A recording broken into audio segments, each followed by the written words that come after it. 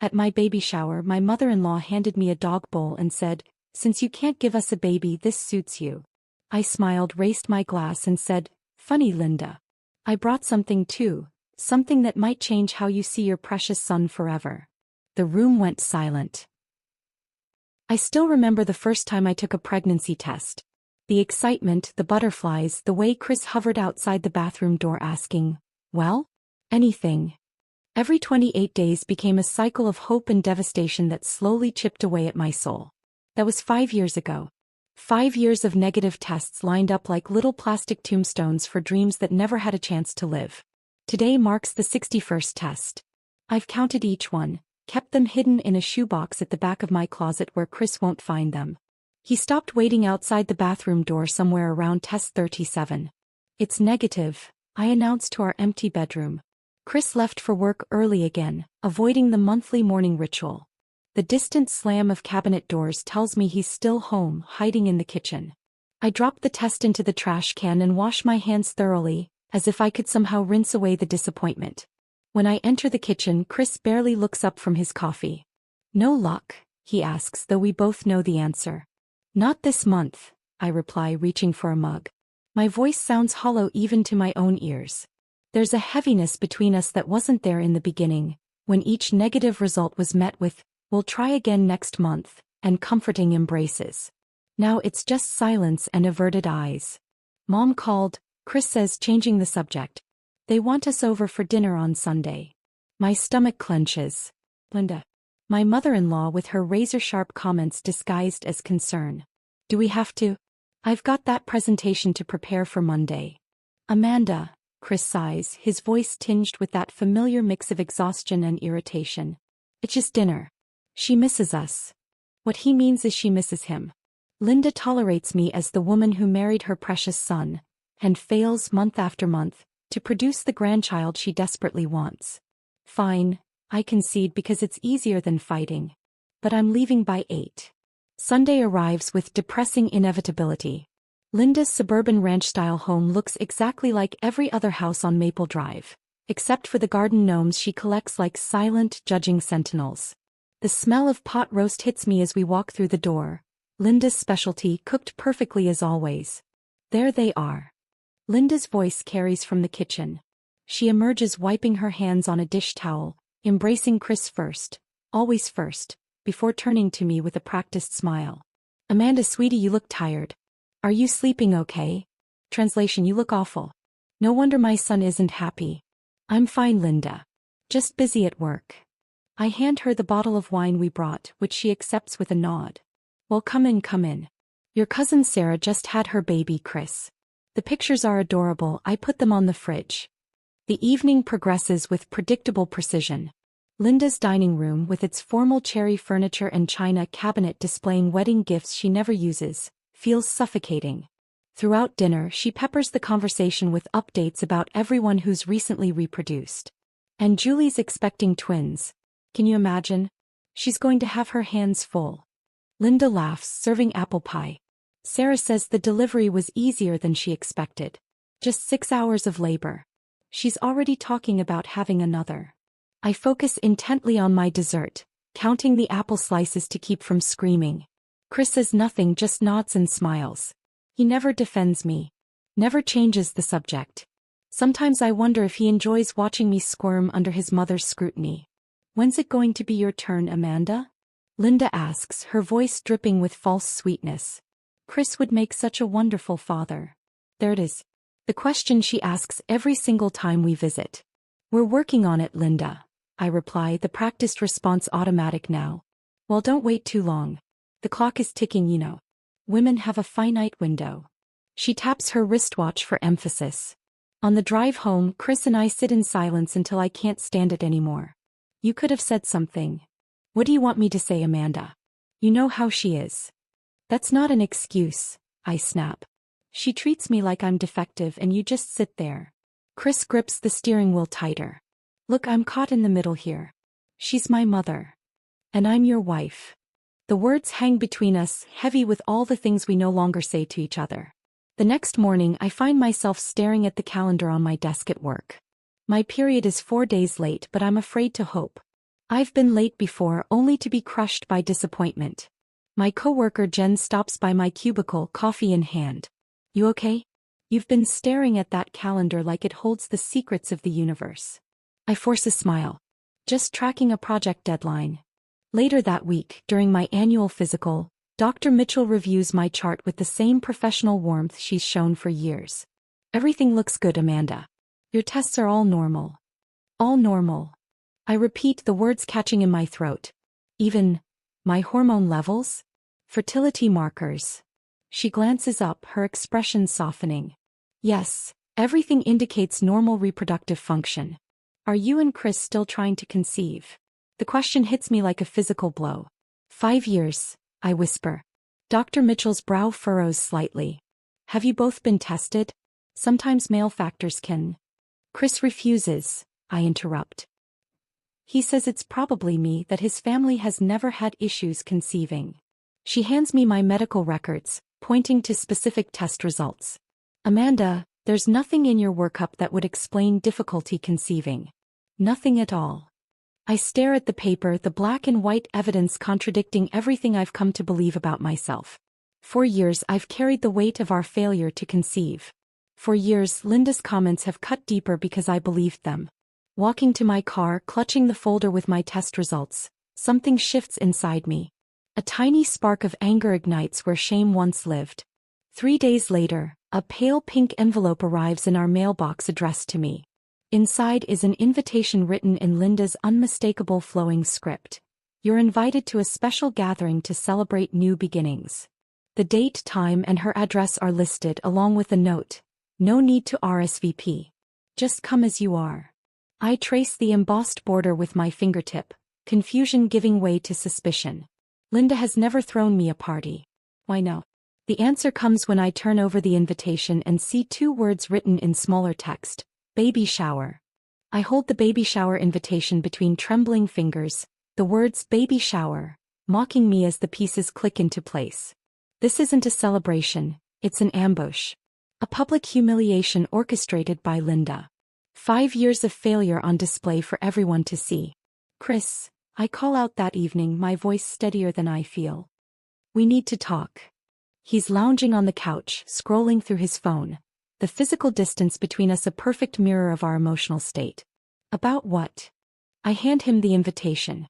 Your mother is throwing me a baby shower. His eyes widen momentarily before his expression shifts to something unreadable. Maybe she's trying to be optimistic? Optimistic. I repeat, incredulity sharpening my tone. This is cruel and you know it. 5 years, Chris. 5 years of negative tests, and not once has your mother shown genuine support. Now this. He sighs, running a hand through his hair. What do you want me to do, Amanda? I want you to come with me to see Dr. Reynolds next week. I've been building up to this request for months. The fertility specialist I mentioned. As a couple. I can't next week. The Peterson account. The week after then. Amanda, work is insane right now. The merger. It's always something, isn't it? The realization dawns slowly, like a cold sunrise. You don't want to go. His gaze drops to the floor. I just don't see the point. We've been through this. You've had tests. And they're normal, I interject, pulling out the folder from my purse. Completely normal. Dr. Mitchell confirmed it last week. Chris's face pales slightly as I spread the papers on the coffee table. These things are complicated, he mutters. Which is exactly why we need to see a specialist together. Both of us. After 2 hours of circular arguments, he reluctantly agrees to an appointment 3 weeks out. Just long enough, I notice, to potentially conflict with a business trip he's mentioned. The pattern is so clear now that I'm looking for it. The morning of the appointment arrives, and with it the predictable text message. Emergency at work. Can't make appointment. Reschedule. I don't respond. Instead, I drive alone to the modern glass building housing Dr. Reynolds' practice. The waiting room is filled with couples, their hopeful energy making my solitude even more pronounced. Mrs. Anderson? The nurse calls, leading me to an office rather than an exam room. Dr. Reynolds is a woman in her 50s with kind eyes and a direct manner I appreciate immediately. Your husband couldn't make it? She asks, glancing at the empty chair beside me. Work emergency, I reply, the excuse sounding hollow even to my ears. She nods, reviewing my file. I see you've been trying to conceive for 5 years with no success, despite normal test results. She looks up, meeting my gaze. Mrs. Anderson, Amanda, has your husband been tested? No. The word hangs between us. He's resistant to the idea. Dr. Reynolds leans forward slightly. In my 20 years of practice, I've found that when a partner consistently avoids testing, they sometimes already know, or suspect, the results. Her words crystallize the nebulous suspicions I've carried for months. You think Chris knows he's infertile? I'm not making any diagnosis without tests, she clarifies. But in cases like yours, healthy woman, no conception after years of trying, partner refusing evaluation, it's a possibility worth considering. I leave her office with 2 things, a DNA testing kit and a new perspective on my marriage. Chris's business trip the following week provides the perfect opportunity. The night before he leaves, I watch him pack with methodical precision, noting how he places his electric toothbrush in its travel case. 3 days in Chicago, he says, zipping his suitcase. I'll call when I land. After he leaves, I enter our bathroom and stare at his regular toothbrush still in the holder. The collection process is simpler than I expected. The swab against the bristles, sealed carefully in the sterile container provided by Dr. Reynolds' office. I drive to the clinic immediately, handing over the sample with a mixture of determination and guilt. Results typically take 3 to 5 business days, the technician informs me. Those 5 days stretch into eternity. I function on autopilot, working, cooking, smiling at appropriate times during our nightly video calls while Chris remains oblivious in his Chicago hotel room. The call comes while I'm at lunch with Jen. Dr. Reynolds herself, her voice gentle but direct. Amanda, we have your husband's results. I think you should come in. The office feels smaller this time, the air heavier. Dr. Reynolds doesn't sugarcoat it. The sample shows complete azoospermia, no sperm production whatsoever. This isn't a temporary condition or low-count situation. Based on these results, your husband is completely infertile. The world tilts sideways. Despite my suspicions, hearing the confirmation knocks the breath from my lungs. This type of infertility is often congenital, she continues. Something he's likely known about since adolescence or early adulthood. He knew, I whisper. All this time he knew. Dr. Reynolds offers resources, options, support, but her words flow around me like water around a stone. 5 years of blame and shame. 5 years of Linda's cutting remarks and Chris's silence. 5 years of believing my body had failed us. I drive home in a trance, the truth expanding inside me, filling all the hollow spaces with a cold, clarifying rage. Our house, once a symbol of our future family, now feels like a monument to lies. In a daze, I wander into Chris's home office searching for what? Confirmation?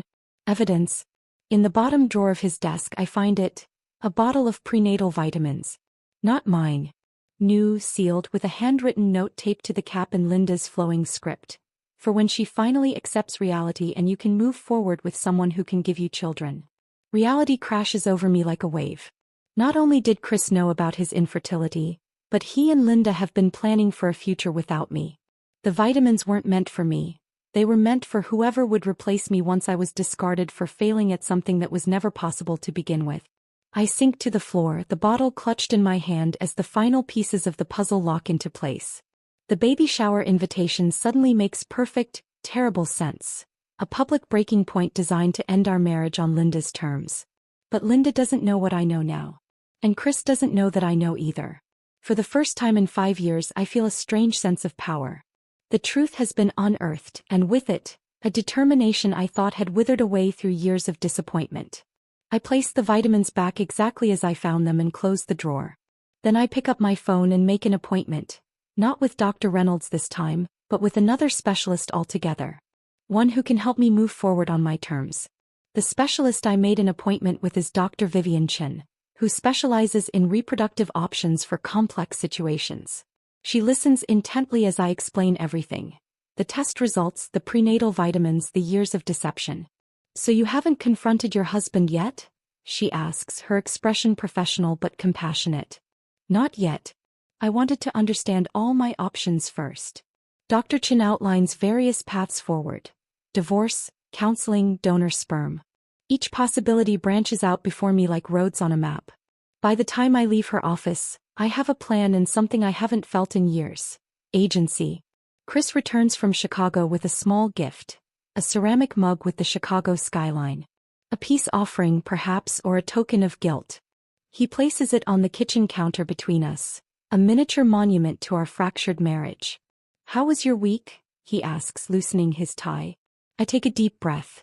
Illuminating. Something in my tone must alert him because his movements slow, his eyes finally, truly, focusing on me. "What does that mean?" "I know, Chris." My voice is calm, belying the storm inside me. "I know you're infertile.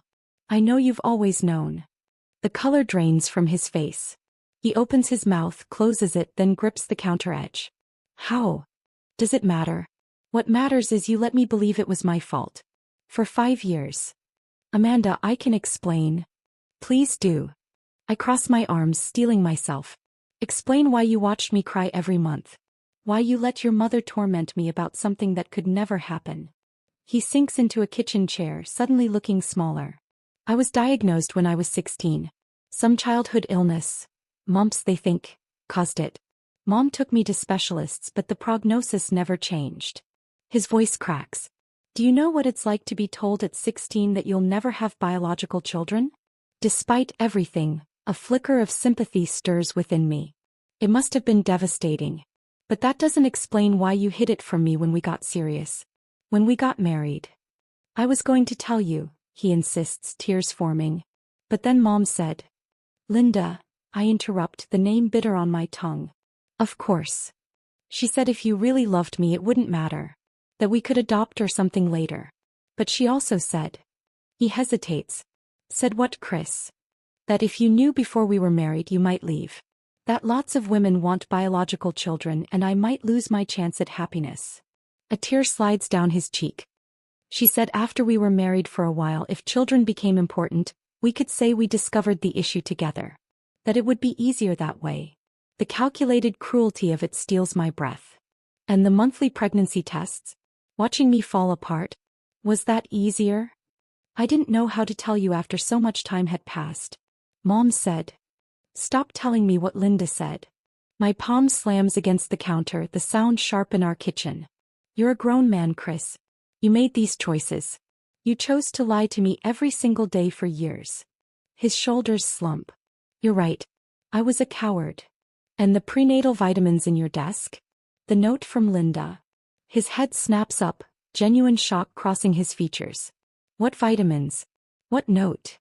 For a moment I question whether he's telling the truth, but the confusion in his eyes seems genuine. "In your desk drawer. Prenatal vitamins with a note from Linda about me accepting reality so you could move on with someone who could give you children." "Amanda, I swear I didn't know about that. Mom must have put them there when she visited last month." "I never." He rubs his face roughly. "I wouldn't." "Wouldn't what? Lie to me? Conspire with your mother? Because you've been doing exactly that for our entire relationship." We talk for hours, tears flowing freely between accusations and apologies. Dawn breaks over our neighborhood as Chris finally confesses the full extent of Linda's manipulation. How she convinced him I would want the baby shower to help me move on. How she's been introducing him to fertile young women from her church group at family gatherings, positioning them near him while I was occupied elsewhere. "I never wanted anyone else," he whispers. "Just you. I thought eventually we'd adopt or something. But you never discussed it with me. You never gave me the chance to make informed decisions about my own life." He reaches for my hand across the table. I let him take it, feeling nothing but a dull ache where love used to reside. "We can fix this," he pleads. "Counseling. A fresh start. I'll tell Mom to back off permanently." I gently withdraw my hand. "I've made an appointment with a fertility clinic." Confusion clouds his expression. "But I just told you. Not for us. For me." The words hang between us, their implications clear. "I still want children, Chris. Children that should have been ours if you'd been honest." "You're leaving me." "It's not a question. I haven't decided yet. But I'm moving forward with or without you." The following weeks pass in a strange limbo. Chris sleeps in the guest room. He attends one therapy session with me before claiming work conflicts prevent him from continuing. Some things never change. Meanwhile, I begin the IVF process in secret. Dr. Chin helps me select a donor with similar features to Chris. A final mercy I'm not sure he deserves. Each appointment feels like reclaiming a piece of myself, each injection a step toward the future that was stolen from me. Linda calls relentlessly. Chris must have told her something, though I don't know what. I let her messages pile up unanswered, a small act of defiance. 3 weeks before the scheduled baby shower, I sit on the bathroom floor at 5 a.m., staring at the pregnancy test in my trembling hands. 2 pink lines. Clear and undeniable. Positive. After 5 years of negatives, the sight is so foreign I take 3 more tests. All positive. A hysterical laugh bubbles up from somewhere deep inside me, mingling with tears that seem endless. I'm pregnant. Alone and pregnant and terrified and elated all at once. I hide the tests in my bedside drawer beneath a stack of books. Not out of shame, but because this joy is mine alone for now. This secret is the opposite of Chris's. Not one that harms, but one that heals. Not a lie, but a new truth taking shape. The baby shower invitation sits on my dresser. No longer a threat, but an opportunity. Linda thinks it will be my breaking point, the public humiliation that finally shatters me. She has no idea what's coming. I place a protective hand over my still flat stomach. For the first time in years, I feel something like peace. Whatever happens at that shower, I won't be facing it alone. The 3 weeks leading up to Linda's baby shower pass in a blur of morning sickness and strategic planning. I tell no one about the pregnancy, not even my sister Jenna, who calls twice to ask if I'm really attending whatever weird thing Linda is planning. Trust me, is all I say. Chris and I orbit each other like distant planets, sharing space but rarely connecting. He makes awkward attempts at reconciliation, bringing home takeout from my favorite restaurant, suggesting weekend getaways, but it's as if he's reading from a script written by someone who doesn't know me at all. Maybe he never did. The morning of the shower arrives crisp and sunny, mocking the storm brewing inside me. I stand before my closet, selecting a fitted emerald dress that subtly accentuates my still flat stomach. My hair falls in loose waves, makeup applied with careful precision. If this is to be a showdown, I want to look my best. Chris hovers in the doorway, his expression uncertain. Are you sure you want to go? We could just say you're sick. I secure the clasp on my necklace, a gift from my mother. I've been sick for 5 years, Chris. Today I'm feeling much better. He doesn't understand, of course. How could he? The envelope containing the DNA test results and my first ultrasound image rests in my purse like a loaded gun. Evidence. Truth. Power. Linda's street is lined with cars when we arrive. More than I expected. I recognize vehicles belonging to Chris's cousins, Linda's church friends, some of our mutual acquaintances. This isn't an intimate gathering. It's a public spectacle. Quite a turnout, I murmur as Chris helps me from the car. His complexion pales. Mom said it would just be family. Your mother says a lot of things. The front door opens before we reach it. Linda resplendent in a floral dress, her smile sharp as a knife. There you are. Everyone's waiting. The living room has been transformed with pastel decorations, pink and blue streamers, a banner reading New Beginnings, and a table piled with wrapped gifts. About 20 people turn to stare as we enter, their expressions ranging from curiosity to pity. I recognize the pity immediately. They know. All these people were invited specifically because they know about my failure as a woman. Linda's best friend Marjorie approaches first, embracing me with the exaggerated gentleness one might use with terminal patients. Amanda, you're so brave, she whispers. I extricate myself from her grip, smiling placidly. It's just a party, Marjorie. Chris's cousin Taylor catches my eye from across the room and offers a sympathetic grimace. At least someone here seems uncomfortable with Linda's charade. Let's get everyone settled, Linda announces, ushering people toward the arranged chairs. I have a little presentation first. I take a seat in what is clearly the position of honor, a decorated chair at the front facing everyone. Chris sits beside me, fidgeting with his wedding band. The room falls silent as Linda takes her place, hands clasped before her like a benevolent queen addressing her subjects. Thank you all for coming to support Amanda and Chris during this transitional time. Linda's voice drips with manufactured compassion. As you know, They've been trying to start a family for several years without success. The collective gaze of the room weighs on me like a physical presence. I maintain my smile, one hand resting lightly on my purse. Sometimes, Linda continues, we need to accept when God has other plans for our lives. Amanda, dear, I know how difficult this journey has been for you. A muscle twitches in Chris's jaw, but he remains silent. Always silent. Which is why, Linda reaches behind a nearby table. I wanted to give you something special today. Something to help you move forward on a new path. She presents a glossy gift bag with a flourish, placing it in my lap with a triumphant smile. The room watches expectantly as I part the tissue paper and withdraw the contents. It's a ceramic dog bowl, expensive, hand-painted with the name Fido in elaborate script. Linda's voice cuts through the confused silence. Since you can't give us a baby, I thought this might suit you better. Pets can be wonderful companions for childless couples. All the nurturing instinct, none of the disappointment. The room collectively inhales. Someone, possibly Taylor, mutters Jesus Christ under their breath. Chris stares at the floor, his shoulders hunched, saying nothing. Absolutely nothing. 5 years of pain, lies, and manipulation crystallize in this moment of perfect clarity. Linda has finally overplayed her hand. I trace the rim of the dog bowl with one finger, then raise my eyes to meet hers.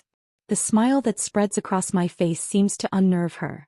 It's not the reaction she expected. Funny, Linda. I set the bowl aside and reach for my glass of water. I brought something too, something that might change how you see your precious son forever. The room goes completely silent. Even the distant ticking of Linda's grandmother clock seems to pause. What are you talking about? Linda's voice has lost its saccharine edge. I open my purse deliberately, extracting the sealed envelope. Did Chris tell you about our visit to the fertility specialist? Linda's gaze darts to her son, who has finally looked up, his face ashen. He mentioned you were being difficult about accepting reality. Reality, I repeat, savoring the word. Let's talk about reality, shall we? I break the envelope seal, removing the papers inside with steady hands. The reality is that after 5 years of trying to conceive, I finally got tested.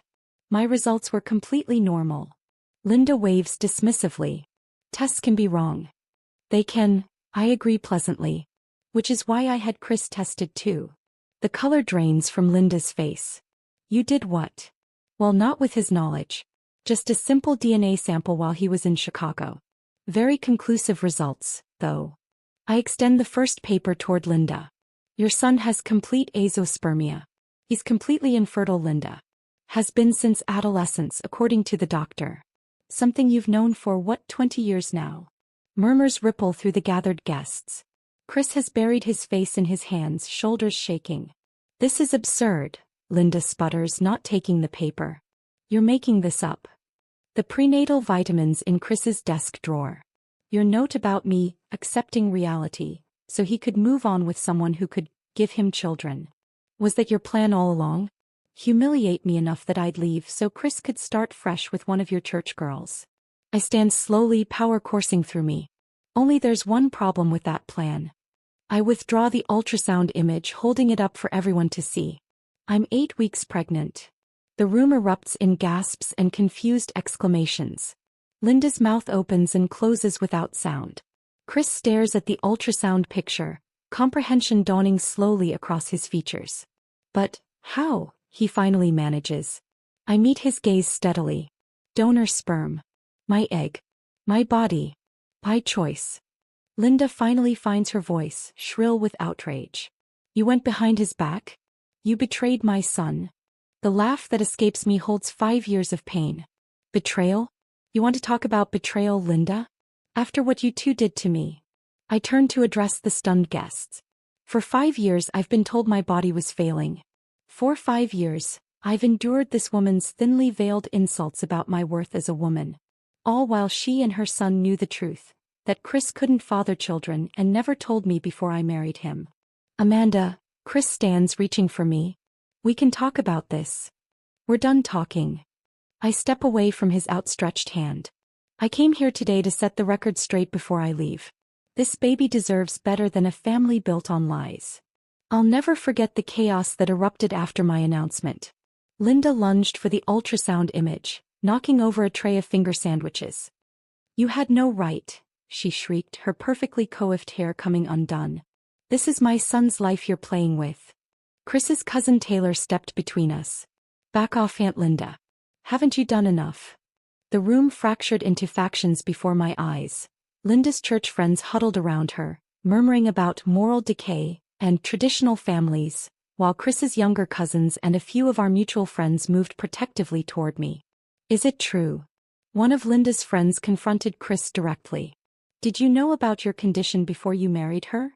Chris stood paralyzed in the center of the room, tears streaming down his face. "I never meant to hurt anyone," he whispered, the words hollow and insufficient. Taylor gently touched my elbow. "I've got my car outside. Need a ride?" Grateful for the escape route, I nodded. As we moved toward the door, Chris lunged forward, grabbing my wrist. "Amanda, please. Don't leave like this. We can work it out." "There's nothing to work out," I replied, gently but firmly removing his hand. "I'll contact you about arranging to pick up my things." Linda's voice rose above the commotion. "This isn't over. That baby." The door closed on her threats, and Taylor led me to her sedan parked down the street. "I always knew Aunt Linda was a piece of work, but this is next level," she sighed, starting the engine. "Where can I take you?" "My sister's place in Oakwood," I replied, the adrenaline that had carried me through the confrontation beginning to ebb, leaving exhaustion in its wake. Jenna didn't ask questions when I arrived at her doorstep with mascara-streaked cheeks.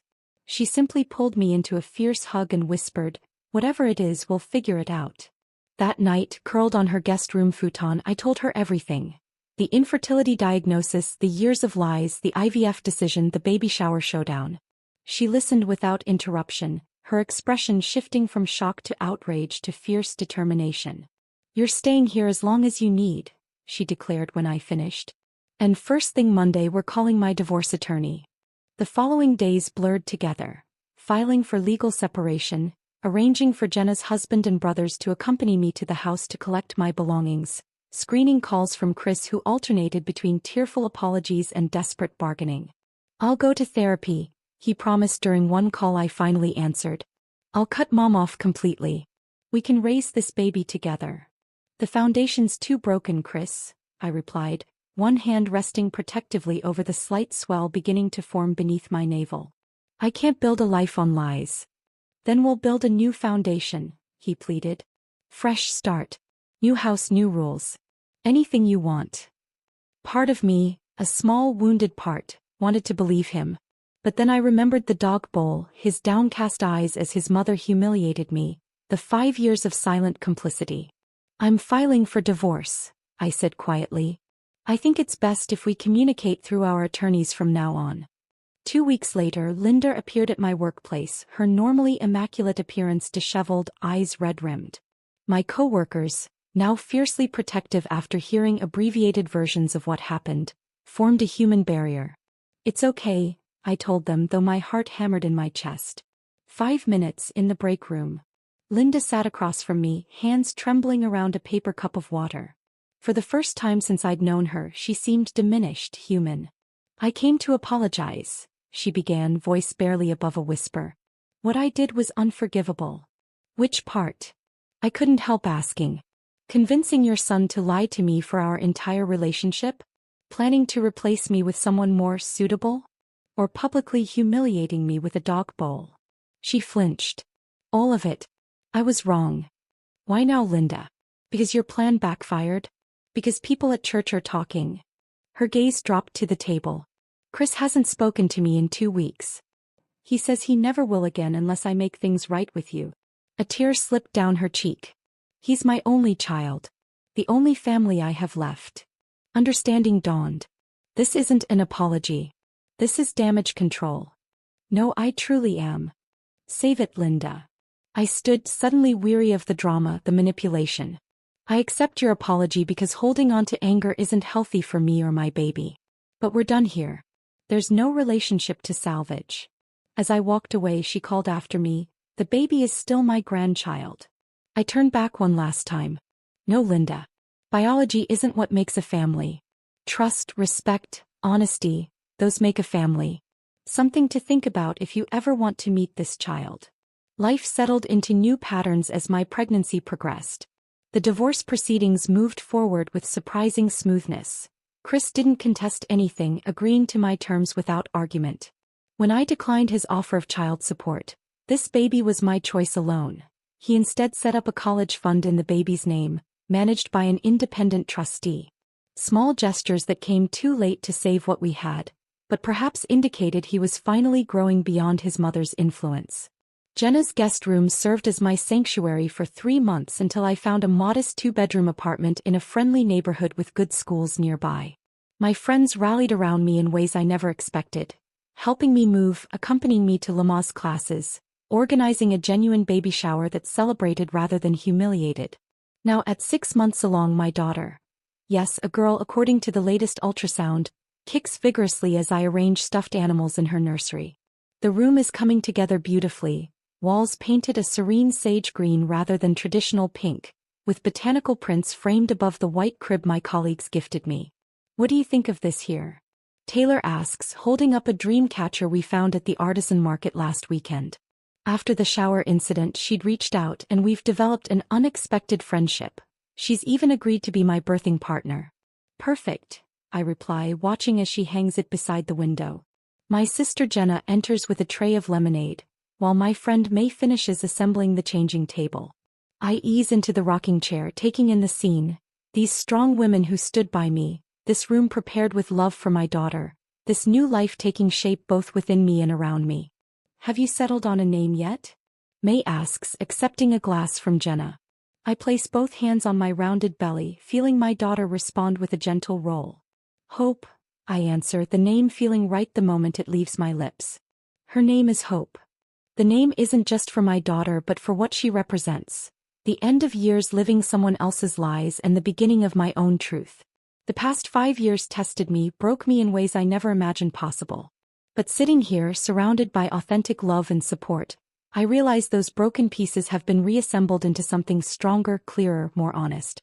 Not the life I once planned, but perhaps the one I was always meant to find.